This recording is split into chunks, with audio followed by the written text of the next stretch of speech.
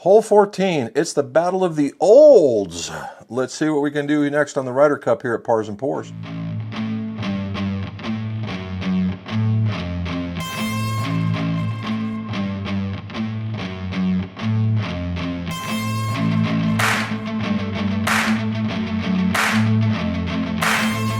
Welcome back to Pars and Pours. My name is Jim, and this is the golf-centric whiskey channel, where we talk about a little bit about golf and a lot about whiskey. And this is the Ryder Cup.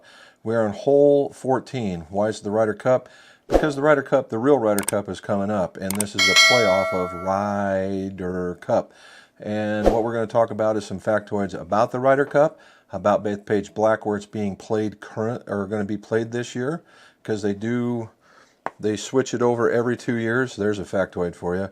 And then we get to talk about the whiskeys that we get to deal with here. So, and what we do is we grade the whiskeys, and it's in the format much like the Ryder Cup. There will be a uniqueness, there will be a palate, and there will be a nose, and we'll see it. If you watched the last one, I think I'll try and put it up over here. It was the toughest one to date. Now, we're talking about all the winners, right? All the winners of previous battles were coming down to the stretch. So what we're talking about is some really good ryes. And these are really good ryes that I have found in my travels of 2024 in order to bring into the contest for 2025. So what do we have? So first and foremost, we have Old Forester rye. We know Old Forester, everybody's got the history on them. A well-done Brown-Forman company. This is the rye single barrel strength, comes in at 128.9 from Warehouse K Floor 1 and at 64.45. It doesn't ever say whether it's a 95.5 or any of that stuff. It just says straight rye whiskey. So that's what it is. Now on this one is kind of a new, it's a very, very old distillery, but it is not a well-known distillery like in the Old Forester. This is Old Maysville Club from 1876. This is a bottled and bond Kentucky straight rye malt whiskey. And this is from Old Pogue. Old Pogue is in Maysville, Kentucky, hence Old Maysville. All right, and it was a surprise. It is distillery in Kentucky number 3. That tells you how old it is. It says handcrafted from an original Old Pogue family recipe in the birthplace of bourbon, Maysville, Kentucky. All right, and it has like your traditional bottle shape where everybody recognizes this one as the Old Forester. So what caught us by surprise in both of these is that the flavor of this one just was tremendous. When you talk about malted, it tends to turn some folks off. This particular time it won and it did not. This one, on the other hand, is, has a reputation of being hotter and not having very much flavor. Well, this one does. Let's get to it. So the factoid, USGA, i.e. Ryder Cup factoid, that the person that had the most appearances in the Ryder Cup is actually Phil Mickelson with 12. Followed up that on the European team is Lee Westwood, and there's another one, but they both come in at 11. All right, so right now Phil Mickelson has got it, right? They also talk about the youngest player is actually Sergio Garcia at 19. So there's your factoid for that one. For this one, hole number 14. Hole number 14 is a par 3. It is a 170 and some change par 3. It is number 17 on the course, meaning it's the second easiest. And if you look, it's basically straight away.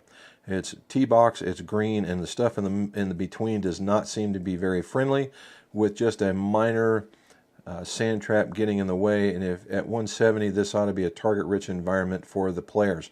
This ought to be a low score. So easy par, maybe an easy birdie for a lot of people if their iron game is in shape. So there you go. So let's get started. All right. So for the first one, I started from the left yesterday. On the last one, we're going to start from the right on this one, and we're going to go from the nose and then to the palate.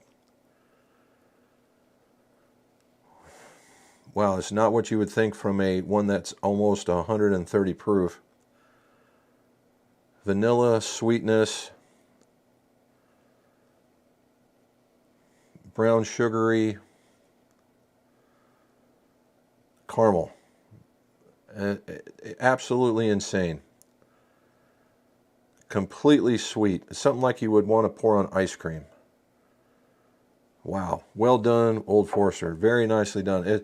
You know, they say VOCs, vanillas, oaks, and caramels, right? That's what it is. This one gives you vanillas, brown sugars, and caramels.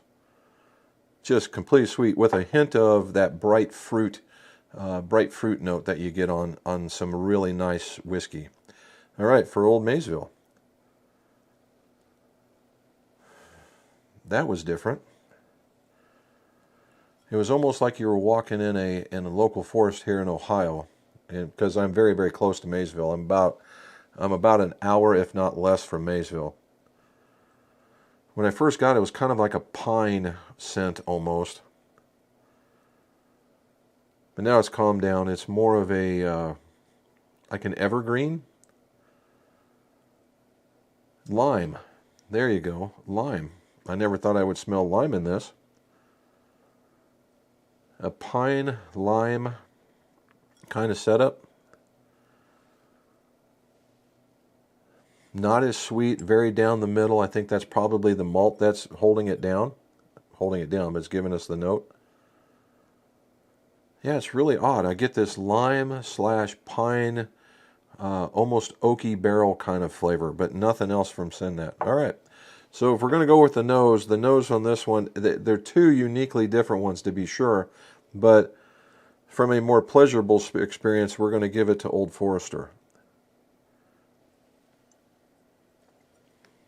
The vanilla is right on the front of the tongue. The front of the tongue.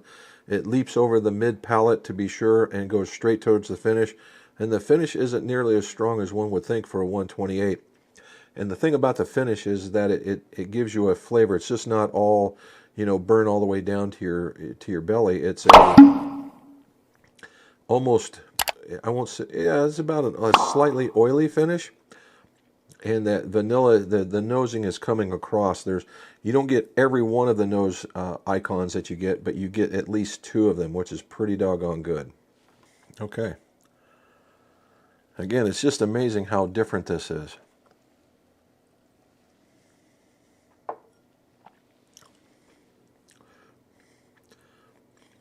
That is absolutely amazing, and it delivers on it tastes just exactly like it noses. I'm getting this pine, almost kind of flavor, with a hint of the lime in the background, and it's malt, right? It's the malted part of this. For those of you Scotch drinkers, you would enjoy this thing immensely. This thing is just absolutely outstanding from that point of view. It's a little bit, and when you have a lot of malt, it in comparison with others, it maybe tends to feel a little bit dull, is probably the way to explain it. It's not bad, it's just different. Again, it's like I'm walking through a forest. Yep, a very nice finish. It hits you on the front with just exactly what you nosed. The middle has been, in both of these, the middle on this one is being touched a little bit, kind of a hint of caramel, and that would be that malted part of it. And very, very well done. This is certainly a sipper to be sure. But if you're looking for something brighter or something a little bit more enthusiastic, then this is not where you want to go. But if you tend towards more of the Scotch or more of the malty stuff, this stuff is just absolutely outstanding. All right, last one here.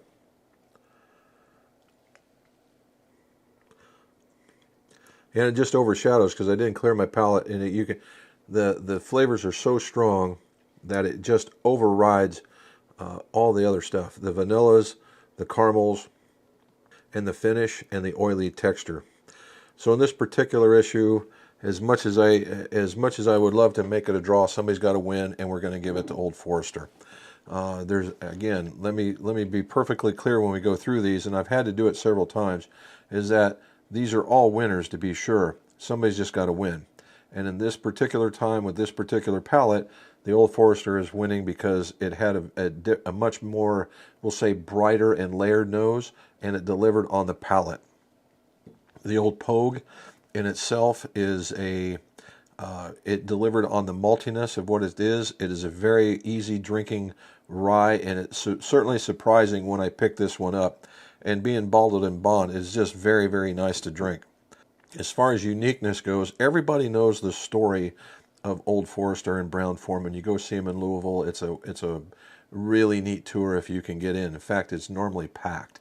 Now, I will say the uniqueness I am going to give to Old Maysville, even though we've already won. But in reality, if you get a chance to go see Old Pogue, it is worth the time. It is worth the time to go visit Maysville, Kentucky, and go see Old Pogue. The history in this place is just absolutely out of this world. You get to go see, it is probably one of the most scenic views you'll ever go see. Once you get past the parking lot, you walk across a bit of a creek, and you get to see the Ohio River through the trees. They have a place where you can sit and enjoy, and the distillery itself sits in a colonial-style home, right? And then you go next door where there's another home where the Pogue family conducted its business. And the ladies there are super duper nice, and you can walk around and see what they did from the 1700s to the, all the way up to the late 1800s. Just a really neat, if you like that historical point of view, they've got that.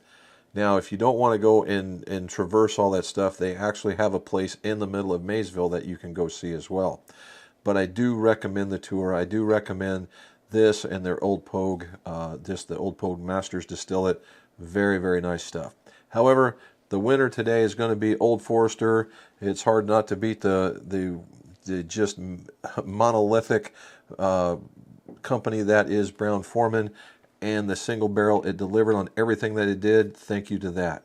So we're going to see what's going on. That was hole 14. We've only got 15, 16, 17, 18 to go, right? So only 4 more to go on Pars and Pours and this Ryder Cup. Join us, please. Like and subscribe down there. And as always, let's see you save those pars and share the pours.